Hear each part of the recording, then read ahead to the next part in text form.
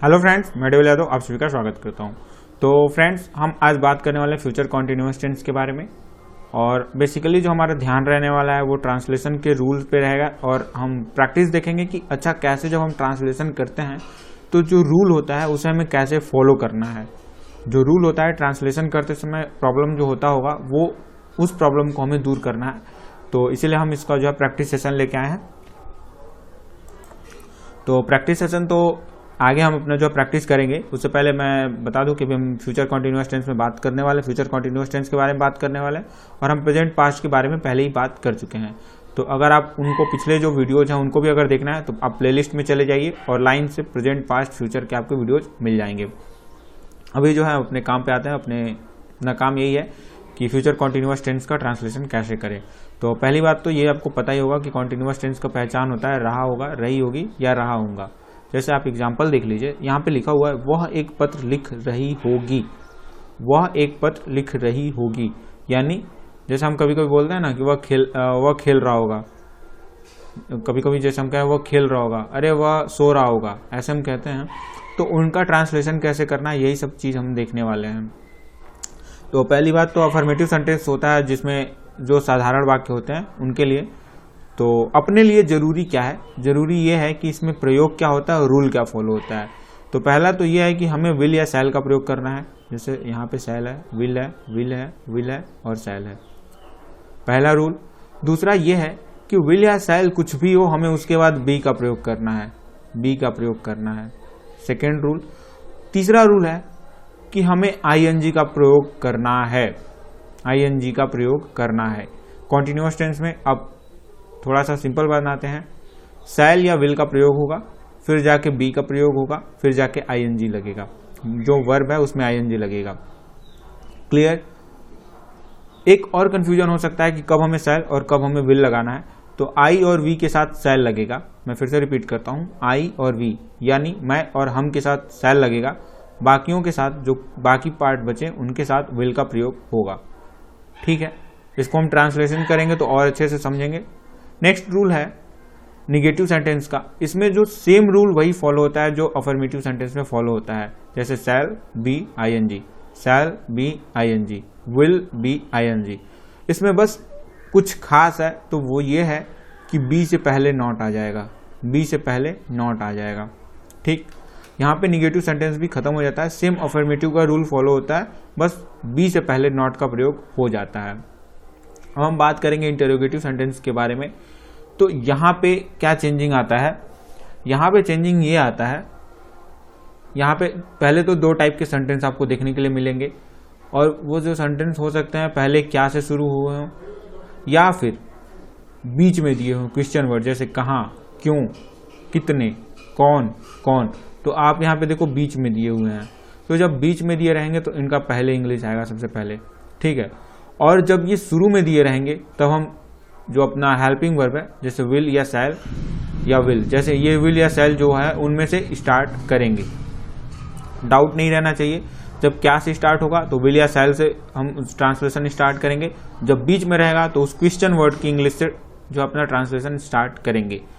ठीक, नेक्स्ट जो रूल है वो ये है कि जब भी हम क्वेश्चन वर्ड से स्टार्ट करेंगे, जैसे वेयर हो गया, वाई हो गया, हु हो गया, हाउ मेनी हो गया, तो उसके तुरंत बाद हमें विल लिखना है, विल।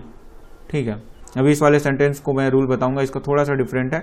बट वेयर के बाद विल आया, वाई के बाद विल आया, हु के बाद विल आया, हु के बाद विल आया। तो आप देखो क्वेश्चन वर्ड के बाद तुरंत विल आएगा, उसके बाद कुछ आएगा तो सब्जेक्ट आता है, सब्जेक्ट आता है, फिर नॉट आता है, फिर बी आता है, फिर आईएनजी आता है। मतलब इसमें यह है, इसमें चेंजिंग क्या हो रहा है? चेंजिंग सिर्फ इतना हो रहा है कि यहाँ पे देखिए निगेटिव सेंटेंस में नॉट का प्रयोग हो ही रहा था, नॉट बी। ठीक है, नॉट रहेगा तो लगाएंगे, नहीं रहेगा तो नहीं लगाएंगे। लेकिन मान लेते हैं कि है, जैसे एक सेंटेंस, हाँ ये वाला, यहाँ पे देखिए चेंजिंग क्या है, नॉट का प्रयोग हो ही रहा था, विल या शैल का प्रयोग हो ही रहा था। बस इसमें ये है कि नॉट से पहले सब्जेक्ट आ जाएगा। सिर्फ डिफरेंस इतना है कि नॉट से पहले सब्जेक्ट आ जाएगा। इसका ट्रांसलेशन देखेंगे तो आपको समझ में आएगा। ठीक है, नेक्स्ट जो रूल है वो हाउ मेनी के बारे में।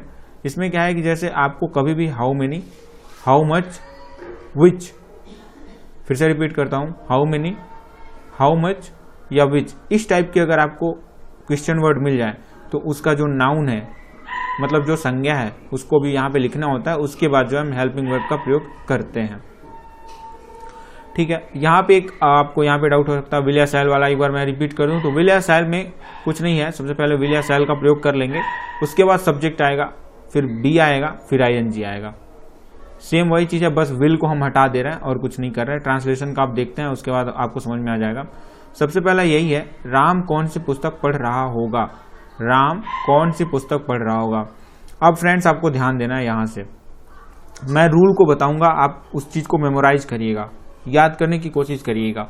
मैं यहाँ कह रहा हूँ राम कौन सी पुस्तक पढ़ रहा होगा। अब यहाँ पे बीच में आया है कौन सी, कौन सी, तो इसका इंग्लिश होता है विच, विच, विच। और मैं अभी बताया कि हाउ मच, हाउ मेनी या विच, अगर इस टाइप का कोई भी वाक्य आता है, ठीक है, तो हम उसके बाद उसका नाउन लिखते हैं। तो पुस्तक के बारे में हम बात कर रहे हैं तो पुस्तक की इंग्लिश हमें यहाँ पे पहले लिखनी होगी। मैं फिर से रिपीट करता हूँ, बीच में आया कौन सी, इसलिए हमने लिखा विच, और उसके बाद लिख दिया पुस्तक।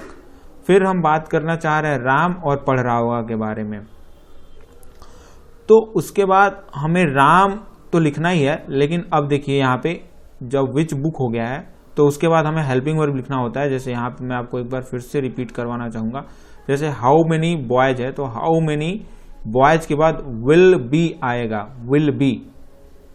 तो यहाँ पे विल बी यानी कि यहाँ पे हेल्पिंग वर्ब आ जा रहा है। जैसे ही हम नाउन लिख रहे हैं, नाउन के बाद हम हेल्पिंग वर्ब का प्रयोग कर रहे हैं।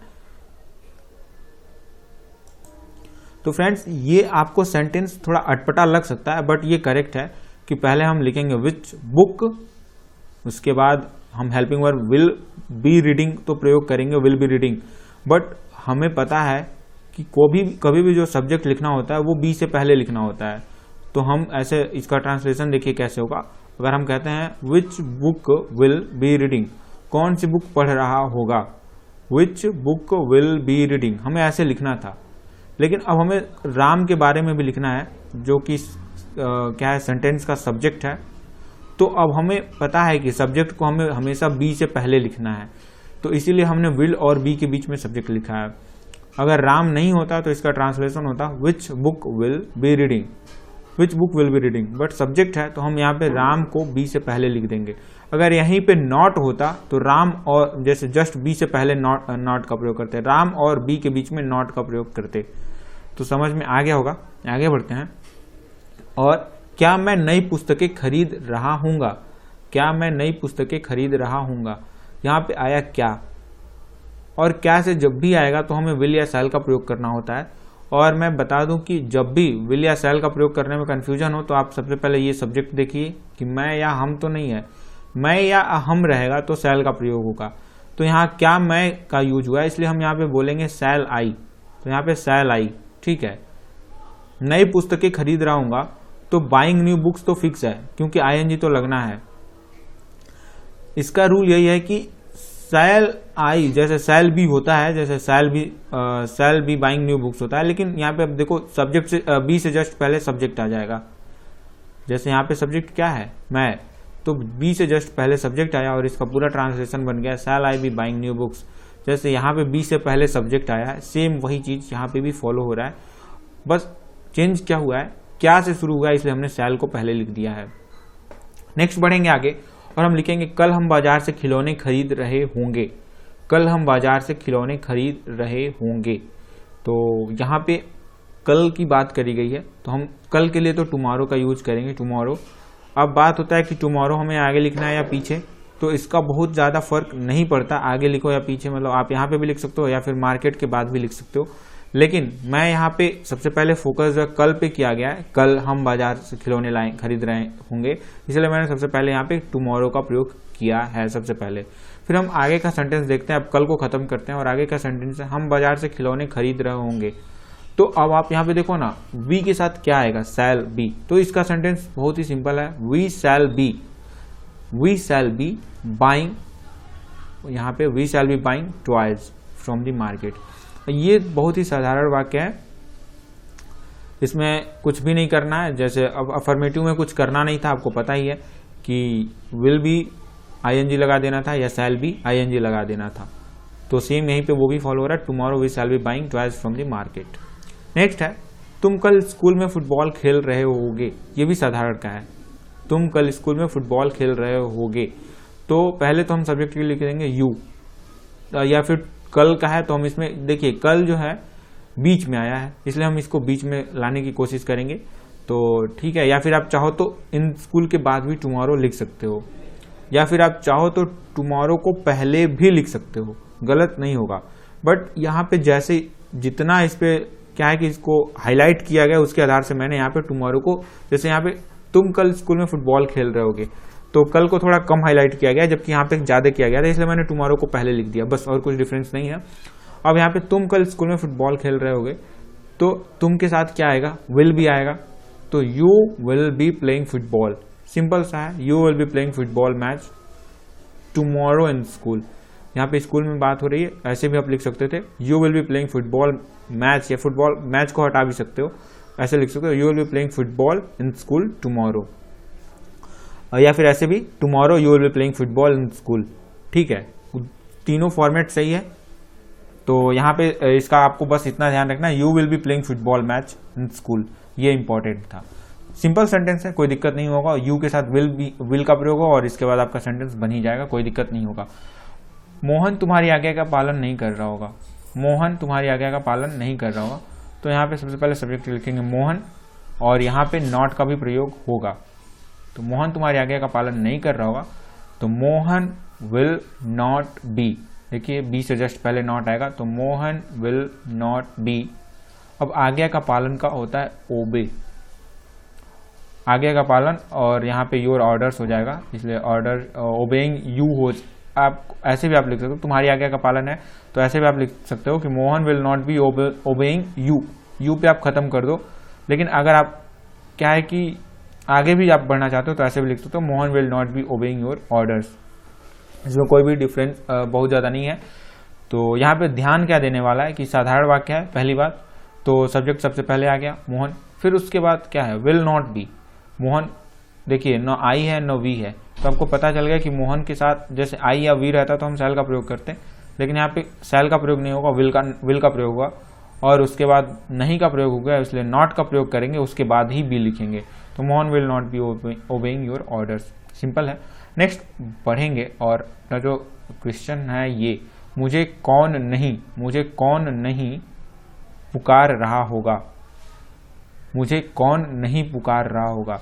अब आप देखो यहाँ पे प्रॉब्लम क्या है, ये कौन पहले बीच में आया है, तो क्या कौन की इंग्लिश सबसे पहले लिखेंगे हु, और जब हु आता है तो आपको मैंने बताया कि जिस टाइप का जब भी है क्वेश्चन वर्ड आए हु, तो आपको उसके बाद क्या है कि विल या शैल का प्रयोग करना है। तो यहाँ पे मुझे का बात हो रहा है, यानी आई के बारे में बात हो रहा है, तो हम लिखेंगे हु, ठीक है, और उसके बाद उसके तुरंत बाद हेल्पिंग वर्ब लिखना है। मैंने बताया था, एक बार मैं जस्ट दिखाना चाहूँगा, मैंने बताया था कि वेयर विल होगा, वाई विल होगा, हु विल होगा, तो सेम वैसे ही आपको यहाँ पे भी फॉलो करना है। मुझे कौन नहीं पुकार रहा होगा, तो कौन का इंग्लिश हुआ हु, फिर शैल, ठीक है, उसके बाद not be, who shall not be calling me, मुझे कौन नहीं पुकार रहा होगा, पुकारने का इंग्लिश होता है कॉल, तो हु, सॉरी यहाँ पे मैंने गलत लिखा हुआ है, मुझे का इंग्लिश मैंने नहीं लिखा हुआ, मुझे कौन नहीं पुकार रहा होगा, तो हु शैल आएगा यहाँ पे, देखिए ऐसे हु शैल नॉट,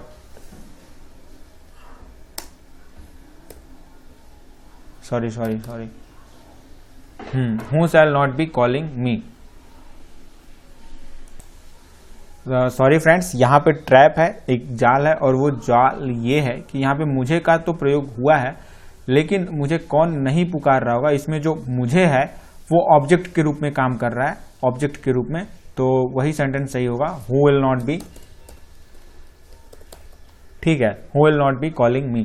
तो यहाँ पे आपको आई का प्रयोग नहीं होगा, क्योंकि यहाँ पे मी लास्ट में, देखिए मुझे का इंग्लिश जो आ रहा है ना वो आई नहीं मी आ रहा है, मी आ रहा है यहाँ पे, इंग्लिश जो है आई नहीं आ रहा है, मी आ रहा है, तो यहाँ पे सिंपल वही होगा, who will not be calling me. तो यहाँ पे क्या है, हु के बाद विल आएगा, ये ध्यान में रखना था, और नॉट आ जाएगा उसके बाद, फिर जाके बी आएगा, मतलब बी से पहले नॉट आएगा, तो who will not be calling me, who will not be calling me. Next है, क्या पुलिस को देखकर चोर नहीं भाग रहे होंगे, क्या पुलिस को देखकर चोर नहीं भाग रहे होंगे। तो क्या पुलिस को देखकर क्या आ गया सबसे पहले, तो हम क्या लिखेंगे, विल या शैल। तो हम यहाँ पे विल लिखेंगे, क्यों, क्योंकि यहाँ पे ना हम है न मैं हूं, न मैं है ना ही मैं है और ना ही हम है, इसलिए हम यहाँ पे विल का प्रयोग करेंगे। तो विल सबसे पहले आ जाएगा विल, और चोर विल के बाद पुलिस की इंग्लिश नहीं लिखना है, यहाँ पे चोर नहीं भाग रहे होंगे तो हमें यही लिखना है विल, यहाँ पे द भी लिखा जा सकता है, तो ये होगा विल थीफ, यहाँ पे नॉट पहले आ जाएगा, not be running away after seeing police, police को देखकर, इस वाले सेंटेंस पुलिस को देखकर ऐसे, ये तो एक्स्ट्रा सेंटेंस जोड़ दिया गया। आप एक्चुअली में देखो तो ये ऐसे है, क्या चोर नहीं भाग रहे होंगे, क्या चोर नहीं भाग रहे होंगे, तो उसीलिए इंग्लिश होगा will thief not be running away, will thief, क्योंकि सब्जेक्ट आ जाएगा विल के बाद। और देखिए सिंपल अगर साधारण होता तो कैसे होता, thief will not be running away, चोर नहीं भाग रहे होंगे तो सबसे पहले सब्जेक्ट आ जाता, thief will not be running away. But यहाँ पे क्या हो गया, तो विल को हम ला देंगे पहले और ये सेंटेंस बन जाएगा will thief not be running away after seeing police, police को देखकर, आफ्टर सीइंग पुलिस, ठीक है। तो इसमें भी कोई दिक्कत नहीं है। और यहाँ पे जो है, यहाँ पे क्वेश्चन वर्ड रहेगा, will thief not be running away after seeing police. Next है, लड़के नदी में क्यों नहीं नहा रहे होंगे, लड़के नदी में क्यों नहीं नहा रहे होंगे। यहाँ पे क्यों का इंग्लिश होगा वाई, वाई, और उसके बाद जो है यहाँ पे विल आना चाहिए, कहाँ गया, हाँ ये 8th, लड़के नदी में क्यों नहीं नहा रहे होंगे, इसका ये है वाई के बाद आता है विल 8th, जो यहाँ पे आप हम लोग ऐसे ही जनरली गलती कर देते हैं, वाई के बाद आता है विल, उसके बाद आता है subject, why will the boys not be taking bath in the river, ऐसे जो अपना सेंटेंस होगा 8th जो है, लड़के नदी में क्यों नहीं नहा रहे होंगे, तो यहाँ पे सबसे पहले वाई आ गया, ठीक है, क्योंकि इंग्लिश वाई हो गई। और उसके बाद हमें सब्जेक्ट के बाद तुरंत बाद यहाँ पे विल का प्रयोग करना था, विल या शैल का, और उसके बाद सब्जेक्ट। जैसे यहाँ पे मेन जो बात है कि बी से पहले नॉट आएगा और नॉट से पहले सब्जेक्ट आएगा, बस इतना सब ध्यान देना है। तो why will the boys not be taking bath in the river, तो यहाँ पे हम ऐसे ही गलती करते हैं, हम ऐसे लिख देते हैं why the boys will not be, तो ये गलत हो जाता है, वाई के बाद विल आएगा, जैसे मैंने आगे बताया भी था, मतलब पीछे। 9th चलते हैं, क्या वह कमरे में गाना गा रही होगी, क्या वह कमरे में गाना गा रही होगी, तो यहाँ पे आया क्या और उसके बाद है वह, तो विल सी होगा, विल, क्योंकि यहाँ पे रही होगी, क्या है कि गर्ल है, लड़की है, तो हम यहाँ पे सी का प्रयोग करेंगे, विल सी, क्या वह कमरे में गाना गा रही होगी, will she be singing in the room. आप ऐसे लिख सकते हो, आप लोग कुछ लोग क्या करेंगे, यहाँ पे सिंगिंग ए सॉन्ग लिख देंगे, ठीक है, सिंगिंग ए सॉन्ग लिख देंगे, लेकिन वो गलत हो जाएगा। और वो गलत इसलिए हो जाएगा क्योंकि यहाँ पे गाना के बारे में बोला ही नहीं गया है, सिर्फ गाने के, जैसे गाना गाना दो चीज है, यहाँ पे कंफ्यूजन हो जा रहा है। गाना मतलब कोई सॉन्ग को कोई गा रहा है, तो यहाँ पे गाने के बारे कोई गा रहा है उसके बारे में बात किया जा रहा है, कौन सा सॉन्ग गा रहा है ये उसके बारे में नहीं कहा जा रहा है, तो इसलिए ए सॉन्ग नहीं होगा, ये सिर्फ यही होगा।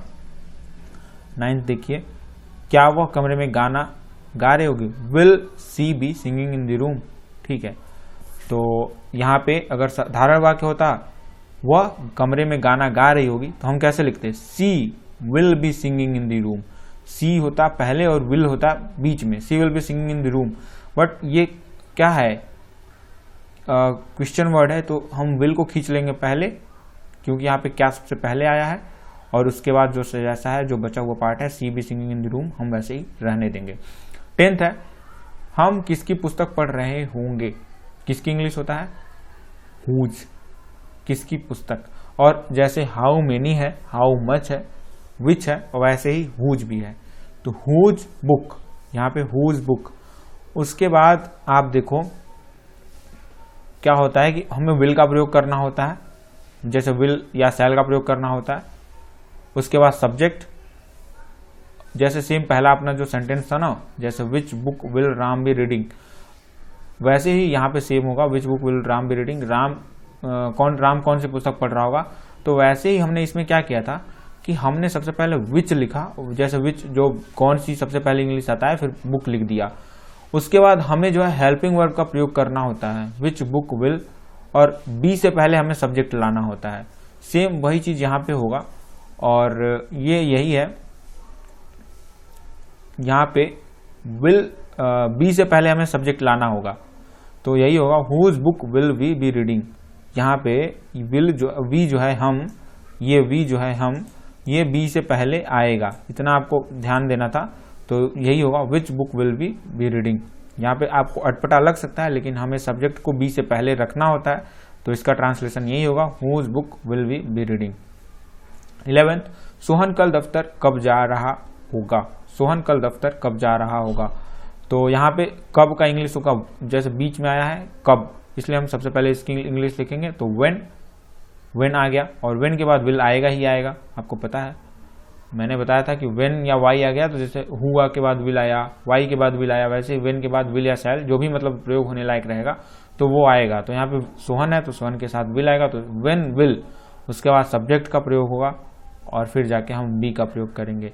यानी विल और बी, जब क्वेश्चन वर्ड रहेगा तो विल, बी से पहले हमें सब्जेक्ट का प्रयोग करना होता है, ठीक है। अगर नॉट भी इसमें रहेगा तो हम यहाँ पे नॉट लिखते, ठीक है, लेकिन नॉट तो है नहीं तो इसलिए हम ऐसे ही रहने देंगे। और when will Sohan be going to office tomorrow. Sohan कल दफ्तर कब जा रहा होगा, when will Sohan be going to office tomorrow. ING का प्रयोग हुआ ही है, मैंने किया भी है। नेक्स्ट जो लास्ट सेंटेंस अपना, क्या वह घोड़ा बहुत तेज नहीं दौड़ा रहा होगा। क्या फिर से इंग्लिश यही आएगा विल ही, और यहाँ पे क्या प्रयोग हुआ है, नहीं का प्रयोग हुआ है। तो आप देखना इस सेंटेंस को मैं बताता हूँ कैसे। आपको अगर कोई डाउट रहा होगा तो खत्म हो जाना चाहिए। विल सॉरी वह यहाँ पे आदमी के लिए नहीं, घोड़े के लिए प्रयोग हुआ है। क्या वह घोड़ा, इसलिए यहाँ पे डैट आएगा। तो नेक्स्ट है, क्या वह घोड़ा बहुत तेज नहीं दौड़ा रहा होगा। यहाँ पे आप देखो नहीं भी है, क्या से शुरू हुआ है और सब्जेक्ट भी, जो अपना जो भी है सब्जेक्ट भी है, तो विल से शुरू करेंगे क्योंकि यहाँ पे क्या दिया हुआ है। और फिर जो है वह घोड़ा जो है उसके लिए हम डैट हॉर्स लिखेंगे। यहां पे इंपॉर्टेंट ये है कि हम ऐसे नहीं लिख सकते, दिखाता हूं आपको। Will not that horse be running very fast, ये गलत है। क्यों गलत है, क्योंकि हमें जो है बी से पहले नॉट तो लिखना है लेकिन सब्जेक्ट के पहले नहीं लिख सकते। जैसे हमें नॉट तो लिखना है इसमें, जैसे यहाँ पे देखो विल नॉट, हम यहाँ पे नहीं लिख सकते।